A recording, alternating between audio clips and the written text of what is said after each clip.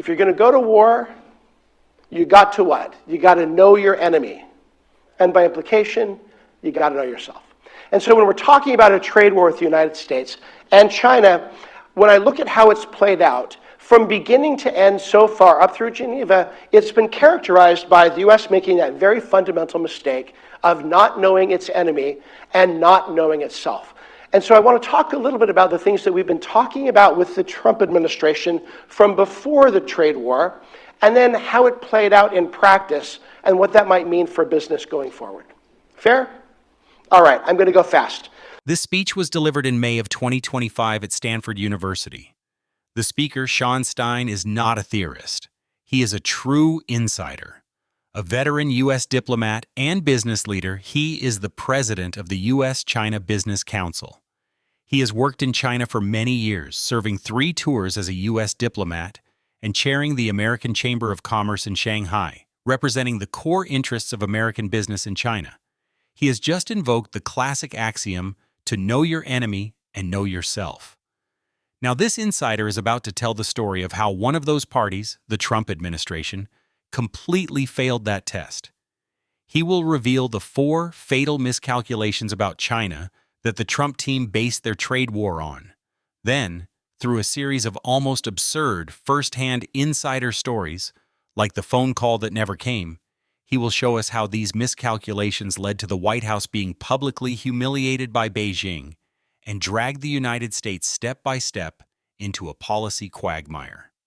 Finally, he will assess how this trade war, driven by arrogance and ignorance, ultimately inflicted profound, self-harming consequences on the American economy. This is an insider's report from the front lines, a story of how a superpower, by failing to know its enemy, ended up harming itself. Let's continue. So early on, even before this started, we were talking to members of the administration about what was to come. And it became readily apparent from early on, even before inauguration and after inauguration, that there were several things that we felt the Trump administration got wrong. And I'm not talking about policy. I'm not talking about disagreements over the utility of tariffs or export controls or any of that, but fundamental basic facts about China, because our belief was that whatever your policy outcome is, if you're not basing it upon facts or the reality, then you're not going to get what you're looking for. It's not going to be successful. And so the first thing, I remember sitting with someone who then became a Senate-confirmed member of the cabinet, and we were talking about the roadmap for where we were going with China. And I told him I was worried about what happens if we go after China in a way that's too aggressive. And he said something that stuck with me that I then heard from all over the administration, not just from this one person. But he said, we learned during Trump 1.0 something very important, and that is China can't really hurt us. In other words, China's retaliation isn't really a thing. And I was like, tell me more. He said, what did we see during the first administration? We saw that they hit us with everything they had, quote unquote. They hit agriculture, they hit licenses and permits, and they hit us with tariffs, and yet we had no inflation, our agriculture sector was fine, etc. And so the more that I talked to people around the administration, the more we saw that there was very much a discounting of how much Chinese retaliation might hurt. So we did a very quick study where we talked to our members saying, what are things you're worried about with retaliation? And gave this list to the administration. And interestingly enough, as I'd mentioned to someone at lunch, one of the things that was on that list that our companies were really worried about is what if they finally pull the trigger and go after rare earths? And when we talked about that around the administration, we got crickets. We didn't get any great interest. It was like, this is more, hyperbole from the business community until the very, very end. So that was the first big thing that caused us to worry, is underappreciating China's ability to hit back. And why is that? Because anyone who'd spent time in China from 2018 onward knew that China was frustrated that its response to the US during the first trade war was essentially limited to some sort of reciprocity, to some sort of, well, you tariff us, we'll tariff you. And they didn't have the legal framework or the tools to retaliate in any sort of more organized mechanism. And so what we hear now, though, when we talk to Chinese policymakers and folks close to them, is if During Trump 1.0, the answer to tariffs was reciprocity. Now the word that we often hear is asymmetry. How do we go after the U.S. in ways that hurt the U.S. more than they hurt us? That was number one. Number two, and this I think is very common, and this has come up in a number of the things we've talked about today. The second really big fallacy that we see is folks will say, well, China's economy is so weak that U.S. tariffs and U.S. pressure on their economy is going to force them to do the types of things that we want them to do. And so very much an overestimating the leverage that tariffs and other things like export controls or sanctions give the U.S. over China, or create an opportunity for the U.S. to shape China's behavior in ways that the U.S. wants that to happen. And that was something that we've also warned them over, that not to overestimate that. Some of the work that we've seen from Arthur, for example, talks about now, I think, direct trade between the United States and China is less than 3% of GDP. And so the numbers and the type of leverage that we think we have is not what some policymakers in the U.S. wishes. There's a lot of others that I might mention, but let me just go after two. Another one is this belief that I find baffling that seems to permeate parts of the policy-making structure in Washington, is that there is somehow some fragility to the CCP. We've been in meetings at the White House, very senior meetings at the White House, where they talk about fragility, which we do not see. Instead, what we've seen is that since the beginning of the trade war, particularly since April 2nd, something that surprised me, I was in China on April 2nd, how quickly the mood shifted. Even among China's elite, which tends to be rather pro-US because they've set up companies, they've done business, and they recognize, the strength of the US system. What we saw after April 2nd was this rally around the flag. So folks that would normally never say anything nice about the Chinese administration, who are Chinese, really were like, oh, well, but we're all Chinese, we all need to sort of rally around and support against this sort of aggressiveness by the United States. So I think that was underestimated. The last thing which I wanted to mention is in dialogue with the administration. There is an overwhelming sense that the only market that matters is the US market. And when we talk to them about the importance of the Chinese market, they'll say, well, of course you would say that. Or when we talk to them about, well, in fact, the European markets or Southeast Asian market, et cetera, are really important, that is absolutely undervalued. And so we've had numerous conversations at very high levels with the US government where our companies will sort of make those cases, and they get this sort of look like, well, the US market is so strong, why would you need these other markets? Where in point of fact, in many cases, either the China market or the ex-US market is more important than the US market. And so the fact that you are here at this conference means all of those things to you sound absolutely nonsensical. But those are some of the themes that have permeated policymaking with China, certainly since the beginning of the Trump administration, in some cases since before that. And so those are some of the things where I think that's caused us to sort of go astray. So how has this worked out in practice? So even before Inauguration Day, the Chinese were talking to the incoming administration, and it was clear that a big issue was going to be fentanyl. And so in February, the Chinese government gave a written proposal to the administration on, here's what we're going to do on fentanyl. And to me, a layman, it looked very credible. When we talked about the details to some folks in the pharmaceutical industry, they're like, wow, that would be really disruptive. That would be a really big step. And so they make this presentation to the administration and didn't hear back. But at the same time, the Chinese were signaling, we know the US is going to do some things we don't like. We know they're going to do things like maybe tariffs. But as long as it's reasonable, then we can absorb that because they're going to have to do something, and then we can come to some sort of negotiated settlement. And so from the beginning, they were using two words. And it didn't matter if I was in Beijing or if I was in Washington or where I was hearing the same phrase. This was the talking points that have been blasted out through the system. And it was, we will talk and we'll negotiate with respect, but we will not beg, and we will not be bullied. And so we watched this play out in real time when we had the first 10% tariffs go into effect on China. And I'm going to remember these were IEEPA tariffs, and they were there because of fentanyl. And I'll never forget, on that Saturday, the news was all about Gloria Steinbaum from Mexico flying to Washington to talk about what Mexico was going to do. And then we had Justin Trudeau come from the north to talk about, here's what Canada's going to do. And I'm talking to the Chinese, like, yeah, that's not what we're going to do. We're not going to beg. We don't play that. And so what China did, as everyone knows, is they put tariffs on some manufactured goods, some agricultural equipment, did some other things in terms of response. But that Monday, the Monday that those things went into effect, I watched the White House press briefing, and we had Kathleen Leavitt, the White House press spokesman, said, well, these went into effect, but the two presidents are going to talk in the next 24 to 36 hours.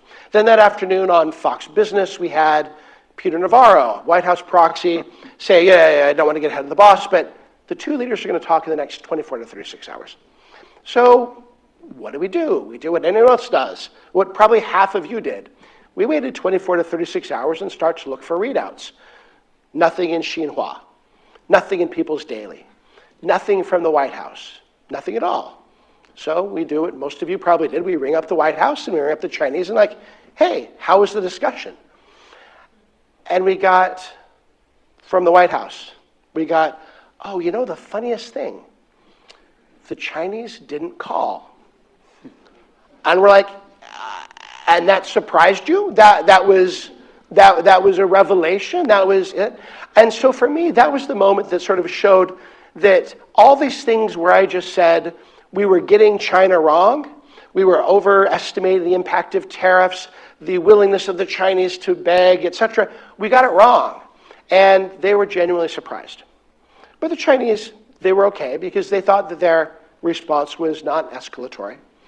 So then what happens? The Chinese redouble their efforts to engage the administration on fentanyl. So they have a meeting with one cabinet secretary who says, that's not for me. They write a letter to another cabinet secretary and say, hey, can we talk about our fentanyl proposal? They get nothing. They go to the NSC. They ask for meetings with the White House. No one will talk to them about the fentanyl proposal. So then what happens? So a couple of weeks later, another 10% tariffs go in effect on China for fentanyl. At this point, China's a little irritated. So they respond again in a way that they see as non-escalatory, which I think is incredibly damaging. They went after U.S. agriculture, our number one export to China. They put a 15% tariff on U.S. agriculture and some other things. And then they did other things with export controls and with sanctions.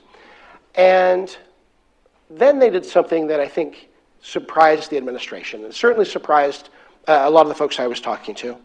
They put out an uncharacteristically harsh statement out of the embassy. It was then repeated later for the Ministry of Foreign Affairs back in Washington. And people were calling it the mean tweet because most of us saw it first on Twitter, right? But it was on their website first. And the mean tweet said this: okay, we know it's not about fentanyl, right? And why do they know it's not about fentanyl? Because no one will talk to them about fentanyl. We know it's not about fentanyl, so whatever this is about, bring it on. You want a tariff war? Let's have a tariff war. You want a trade war? We'll have a trade war, or any other kind of war. Then we're ready to do it and pursue it to the end. And so this was China's way of signaling, okay, what is this about? It's clearly not fentanyl. It's their way of sort of expressing frustration. And never has there been a more misinterpreted tweet, I think, in the history of the world. I remember seeing all kinds of blog posts and tweets and other things about how that shows that China's threatening Taiwan. It doesn't show any of those things. It shows China's frustration with the U.S. So, because I want to get to questions, let me fast forward a little bit and get to, after that, the challenge became, how do we get the two sides to talk? So there was a big effort to figure out how to engineer this.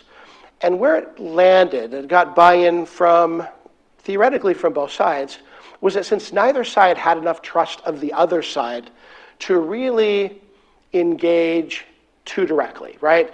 Neither side had the patience to engage in an 18-month negotiation like phase one. Neither side had any of this. Then the idea was, how do we break this up into small, if you're the White House, you call it deals. If you're the Chinese, you call it confidence-building measures, and set out an escalatory ladder of action on the Chinese side, reaction on the US. The things started to move that way. But then Liberation Day happened, and the mood changed completely. And this is where, again, we saw, I think, the US misread or misunderstanding of China really caused a lot of damage. And that's because the US did not expect China to retaliate. And I think anyone that had been talking to the Chinese knew that China was going to retaliate, that they would not be able to not retaliate. And so I remember I was in Beijing and had just talked to folks at the embassy and said, there's going to be retaliation. This is going to be bad. They're like, no. They get the message, they're not going to retaliate. And of course, they retaliated, and we got into this, massive triple-digit sort of spiral that did enormous damage. Even though it was short, did enormous damage to the US economy. Did some significant damage to the Chinese economy. And maybe we can get into how that worked in sort of practice. But sort of in closing then, let me just talk about a couple of the things that happened, even though that period of triple-digit tariffs didn't extend for very long. Let me talk about some of the things that happened. We had hundreds of US manufacturing jobs during that time moved overseas. And they moved overseas not necessarily because of the need to evade Chinese tariffs, but they moved because the US tariffs made the US too high cost a production base to then re-export to the rest of the world. One example, a medium-sized US company with several $billion of exports per year, 1/3 of their global exports goes to China, the rest goes to the rest of the world. I remember meeting with their CEO, and he said, look, I knew that we would have this tariff war and this trade war with China, and that I'd lose all of my China market. That's okay. That's only 1/3 of my global market. What I didn't get is how high prices would go coming from China. And so now, even though I import from China less than 1/7 what I export to China, what I import from China isn't shoes or garments or televisions. It's raw materials that go into what I manufacture for the rest of the world. Now with these tariffs, I'm priced out of the rest of the world. So I didn't just lose my market in China, I'm losing my market globally. We have other companies who talked about the need to then rebalance production out of the United States to places like Malaysia and to Thailand, to elsewhere, so that they could remain globally competitive. More alarming was a meeting that I had that was a chance meeting and then followed up with. As I was leaving my hotel to come back here from Shanghai, in the lobby of my hotel was the China CEO of a very, very, very, very large European conglomerate, one of the best-known European companies that's involved in everything from semiconductors to new materials to, name it, they're involved. And I was like, what are you doing? You live here. Why are you here at this hotel so early? He said, oh, it just so happens we're having a board meeting. And I was like, oh, well, that's well-timed. And and he said, well, yeah, but it was planned, almost a year ago. It just so happens that we're here this weekend. And I was like, how's it going? He said, oh, well, I'll tell you how it's going, and you're going to hate how it's going. I said, fair enough. He said, over the last number of years, we've spent a lot of money focusing on our capacity in China. We've been in China for Asia, in North America for the Americas, and they kind of duke it out over the rest of the world. But now we're moving to, and this is what our board is talking about, because of the tariffs and unpredictability, we're now going from that model to what could very well become an in China, for China and the world -1. And the -1 is, of course, the US market. So, of course, after that, I've tested that with a number of European companies, and there's this growing European skepticism of the ability to invest in the US market because of the predictability, and favoring the China market as a source of investment, or as a place to invest, because of a variety of reasons. But that's what's come because of this short period of triple-digit tariffs. it will have lasting impact on the U.S. economy. And so we got all of the downside of tariffs and the trade war, and we're getting none of the upside because of how it's been executed. So all that is to say that I'm the person that has spent years beating up on China because of its failure to implement previous agreements. I'm the person that has spent years going into MOFCOM, yelling at them about the need to level the playing field, the need to open up government procurement, and all of that, the need to protect IP. And so I find myself in a different place where absolutely those are real issues that we need to continue to fight for. But we also need to have a U.S. policy that's grounded in a real understanding of China and its economy and where it is.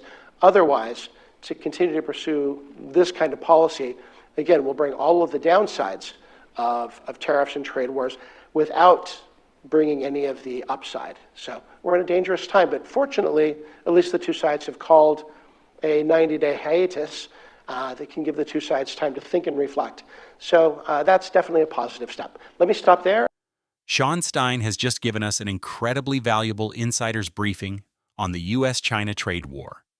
It is so powerful because it bypasses all the grand geopolitical theories and instead uses the cold, hard facts from the business battlefield to reveal a brutal truth.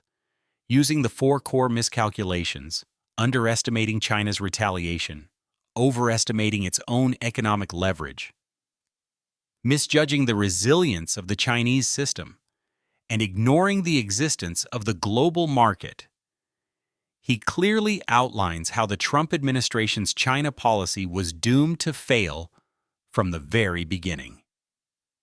His most subversive point is that the permanent damage from the trade war came not from Chinese retaliation, but from the self-inflicted wounds of the Trump team's own tariff policy. A policy that destroyed America's own global competitiveness and handed precious investment opportunities over to Europe and the rest of the world. Ultimately, he reaches a sobering conclusion. America endured all of the downsides of the trade war and gained none of the upside. This analysis from the front lines leaves us with several questions to reflect on. First, to what extent do the 4 miscalculations about China that Stein revealed still shape our own perceptions and the mainstream narrative in the Western media today? Second, when a specific administration's policy is proven to be built on a foundation of factual errors, should we only reflect on the policy's failure? Or should we also reflect on the deeper arrogance and ignorance that allowed those errors to become official doctrine? And finally, and most critically, in this ongoing great power competition, has the United States learned its lesson from this costly trade war? Or does the risk of self-harm still remain? A risk born from arrogance and a failure to know its enemy. We are eager to hear your thoughts in the comments below. If you believe this insider's briefing from the front lines of U.S.-China relations has given you a new perspective on this complex rivalry, please like this video and subscribe to our channel. Thank you for watching.